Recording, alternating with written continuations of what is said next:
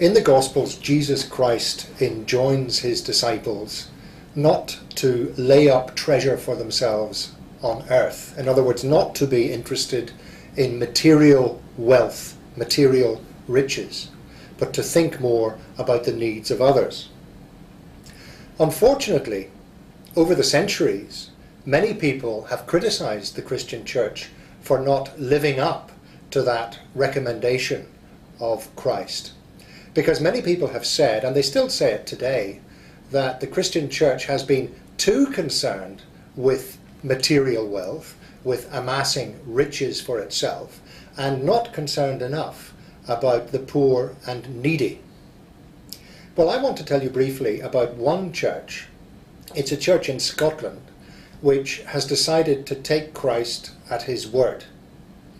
Because this church has recently decided to sell its very precious collection of communion silver, that is the silverware that is traditionally used in the church communion service, the cups and the plates and the jugs that are used in the Mass, if you like.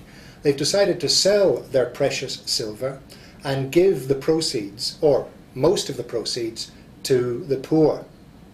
And in this particular case, the poor are the people who live on the housing estate on the outskirts of Edinburgh, where this particular church is located.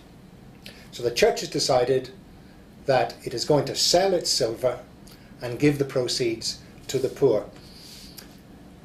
As I said, the people on this housing estate are indeed in great need. Just to give you some examples of that, this particular housing estate, until very recently, had the highest incidence of AIDS victims for all housing estates in Britain. Furthermore, 3 out of 4 men on the housing estate are out of work. And 40% of births on the estate are to single mothers. So, I'm sure you get the picture. These are very needy people. The church already has a ministry among these people. It is already involved in several activities, and it wants to use the proceeds of the sale from the silver, the sale of the silver rather, to further extend the services that it offers to the people around about it. It's already involved, for example, in a breakfast club. This is where young kids who leave home in the morning without having had breakfast for whatever reason have the chance to drop in at the church and get some breakfast on their way to school. Another thing the church does is to provide clothing free of charge to people who cannot afford to buy new clothes. They also run a drop-in centre for young people to keep them off the streets, and they also provide drug counselling, because drug addiction and drug-related petty crime is another major scourge on this particular housing estate. How much will the church get from the sale of the silver?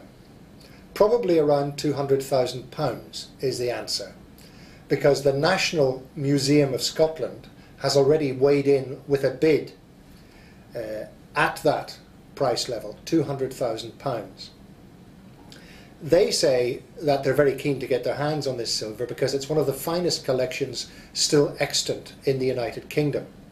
It dates back to the reign of James II in the 17th century and consists of 18 separate pieces. Total value round about £200,000. Let me conclude by saying this. If you remember, I said earlier that the church was going to give nearly all of the proceeds from the sale of the silver to the poor people on this housing estate. I say nearly all because 10%, that's £20,000 roughly, will go to fixing the church roof. And you should know that in Britain, churches are obsessed by their roofs. They're continually asking for funds from people to repair the roof. And this church in Scotland is no exception to that rule. Having said that, it does seem that they've got the balance right.